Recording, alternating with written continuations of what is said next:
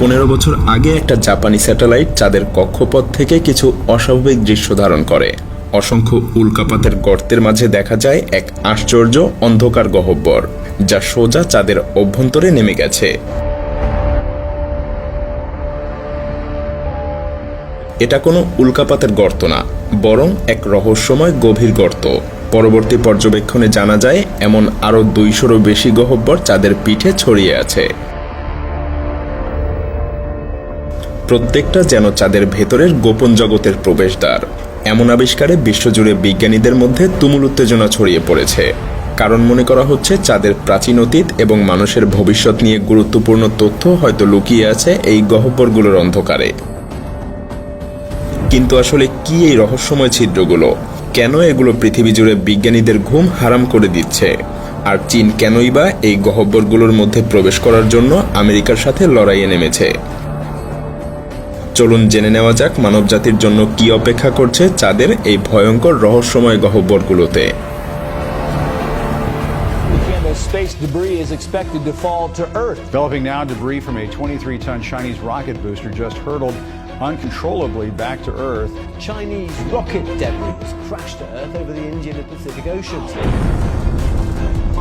চীন সাম্প্রতিক বছরগুলোতে মহাকাশ প্রতিযোগিতায় দ্রুত শীর্ষস্থানীয় খেলোয়াড়ে পরিণত হয়েছে। তাদের নিজস্ব স্পেস স্টেশন তিয়াঙ্গং চালু হয়েছে, সফল চাংই চন্দ্রাভিযান চলছে, এবং এখন তারা সরাসরি আমেরিকার সাথে এক নতুন চাঁদ বিজয়ের দৌড়ে নেমেছে। 2023 সালের মে মাসে চীনের মানব মহাকাশ সংস্থা ঘোষণা করেছে যে 2030 সালের মধ্যেই তারা চাঁদে মানুষকে অবতরণ করাবে এবং সেখানে স্থায়ী ঘাঁটিও গড়বে। সম্ভাব্য অবতরণস্থল হিসেবে যেসব জায়গার কথা ভাবা হচ্ছে তার মধ্যে চাঁদের সেই অদ্ভুত গহ্বরগুলোর অঞ্চলগুলো রয়েছে চীনের তালিকায়। কিন্তু কি এমন বিশেষত্ব আছে এই রহস্যময় গহ্বরগুলোর মধ্যে যে চীন সেখানে মানুষ পাঠাতে চাইছে এবং সেখানে ঘাঁটিও গড়তে চাইছে?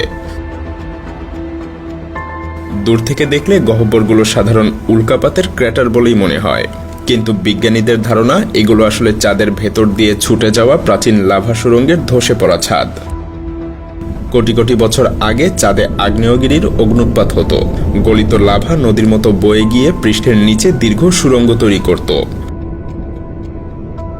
পরে লাভা ঠান্ডা হয়ে জমে যায় এবং ভেতরে ফাঁকা চ্যানেল থেকে যায়, যাকে বলা হয় লাভা টিউব। পৃথিবীতে আজও হাওয়াইয়ের মতো স্থানে এমন লাভা টিউব দেখা যায়, যেমন কাজুমুরা গুহা প্রায় 65 কিলোমিটার দীর্ঘ।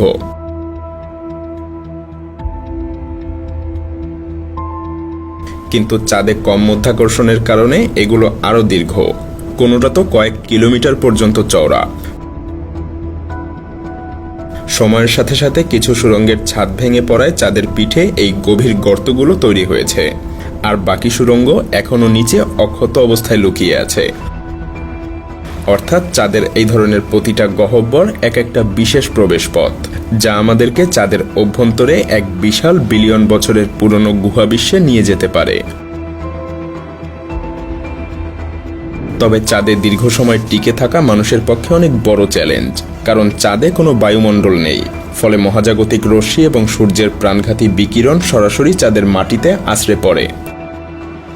সেই সাথে ক্ষুদ্র ক্ষুদ্র উল্কাপিণ্ড সরাসরি চাঁদের মাটিতে আঘাত হানে, কেননা এগুলো ঠেকানোর মতো চাঁদের কোনো বায়ুমণ্ডলই নেই। এমনকি চাঁদের দিনে তাপমাত্রা প্রায় 100 ডিগ্রি সেলসিয়াসেরও বেশি এবং রাতে প্রায় -150 ডিগ্রি সেলসিয়াস। এই চরম তাপমাত্রা যন্ত্রপাতি এবং মানুষের জন্য মারাত্মক। কিন্তু যদি এসব মারাত্মক বিপদ থেকে লুকানোর একটুখানি নিরাপদ ঠাঁই পাওয়া যায়? হ্যাঁ, চাঁদে সেই বিশাল লাভা টিউব বা বিশাল গুহাগুলোই হতে পারে সেই আশ্রয়। পাথরের মোটা দেয়াল মহাজাগতিক বিকিরণ আর উল্কাপিণ্ডের আঘাত থেকে সুরক্ষা দিবে, এবং গুহার ভেতরের তাপমাত্রাও বাইরের মতো প্রচণ্ড ওঠানামা না করে সহনীয় পর্যায়ে স্থির থাকবে। কারণ গবেষণায় দেখা গেছে এই গহ্বরের অভ্যন্তরে দিনের বেলাতে তাপমাত্রা প্রায় 17 ডিগ্রি সেলসিয়াস থাকে, অথচ তখন বাইরে সূর্যের তাপে অথবা অন্ধকারে 100 থেকে -150 ডিগ্রি পর্যন্ত ওঠানামা করে। এসব গুহার ভেতরে ঘাঁটি বানাতে পারলে চাঁদে নতুন করে নিরাপদ আশ্রয়স্থল গড়ার ঝামেলা অনেকটাই কমে যাবে। অনেক সুড়ঙ্গ তো এত বিশাল যে ভেতরে এক একটা শহর গড়ে তোলা সম্ভব। তাই বলাই যায় এই প্রাকৃতিক গুহাগুলো ভবিষ্যতে চাঁদে স্থায়ী মানব কলোনি স্থাপনের জন্য মজবুত ভিত হতে পারে। শুধু বিপদ থেকে রক্ষা পাওয়াই না, আরও এক ধাপ এগিয়ে এই প্রাকৃতিক গুহাগুলো পুরোপুরি বসবাসের যোগ্য করে তোলা সম্ভব। যদি সুড়ঙ্গের মুখগুলো সিল করে ভিতরে পৃথিবীর মতো বাতাস ভরে দেয়া যায়, তখন পুরু পাথরের ছাদ আমাদের জন্য প্রাকৃতিক শিল্ডের মতো কাজ করবে। ভেতরে তৈরি হবে প্রায় পৃথিবীর মতো পরিবেশ, কিন্তু মধ্যাকর্ষণ থাকবে 6 ভাগের 1 ভাগ। কি অদ্ভুত অভিজ্ঞতা হবে ভাবুন তো। যদি একবার চাঁদের গুহার মধ্যে এগুলো গড়ে তোলা যায়, তাহলে পৃথিবী থেকে ঘন ঘন রসদ পাঠানোর প্রয়োজনও কমে আসবে। স্থায়ীভাবে চাঁদে বসবাস করা তখন শুধু স্বপ্ন না, অত্যন্ত বাস্তব, এমনকি সাশ্রয়ীও হয়ে উঠবে। তবে এসব স্বপ্ন বাস্তবায়নের আগে প্রথম কাজ হলো এই গহ্বরগুলোতে অভিযান চালিয়ে গঠন এবং স্থায়িত্ব পরীক্ষা করতে হবে, কারণ না জেনে কোনো নভোচারীকে অজানা অন্ধকারে পাঠানো মারাত্মক বিপদ ডেকে আনতে পারে। ভেতরে কি আছে আর গুহার ছাদ বা মাটি কতটা শক্ত, এসব আগে থেকেই জানা জরুরি। এই কারণে বিশ্বজুড়ে মহাকাশ সংস্থাগুলো এমন বিশেষ রোবট তৈরি করেছে যেগুলো গহ্বরের ভেতরে প্রবেশ করে সেখান থেকে ছবি তুলে মানচিত্র বানিয়ে পাঠাতে পারবে আমাদের পৃথিবীতে। যেমন নাসার রোভার সিস্টেম এসব গহ্বরের ধারে নিজেকে ল্যান্ড করিয়ে আংশিকভাবে নিচে নেমে ক্যামেরা বা লেজারের সাহায্যে গুহার ভেতরের ছবি স্ক্যান করবে।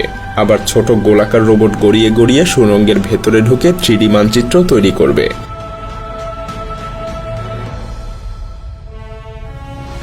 এমনকি হকিং রোবটেরও চিন্তাভাবনা চলছে, যা চাঁদের কম মধ্যাকর্ষণের মধ্যে লাফিয়ে লাফিয়ে গর্তে নেমে পড়ে আবার বেরিয়েও আসতে পারবে খুব সহজে।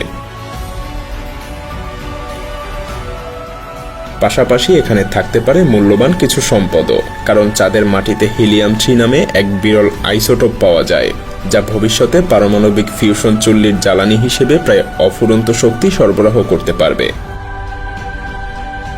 আবার সূর্যের আলো না পৌঁছানো গভীর গুহায় পানি বরফ আকারে জমে থাকতে পারে। তাই আমরা যদি চাঁদেই এই সকল রসদ সংগ্রহ এবং উৎপাদন করতে পারি, তবে পৃথিবী থেকে সবকিছু বহন করারও আর দরকার পড়বে না। চাঁদই হয়ে উঠবে দূরমহাকাশ অভিযানগুলোর একটা বিরাট উৎক্ষেপণ মঞ্চ।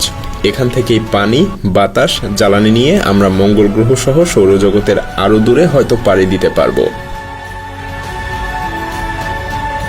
ভাবতেই অবাক লাগে, 1000 বছর আগে যেখানে আমাদের পূর্বপুরুষরা বাঁচার তাগিদে পৃথিবীর গুহায় আশ্রয় নিয়েছিল, আজ আমরা হয়তো আবার সেই গুহার পথেই ফিরে যাচ্ছি। তবে এবার হয়তো পৃথিবীতে না, চাঁদের বুকে। চাঁদের এই প্রাচীন লাভা গুহাগুলো মানবজাতির আগামী দিনের আশ্রয়স্থল হয়ে উঠতে পারে। আর তাই বলাই যায়, ইতিহাস যেন আবারও ঘুরে ফিরে আসছে।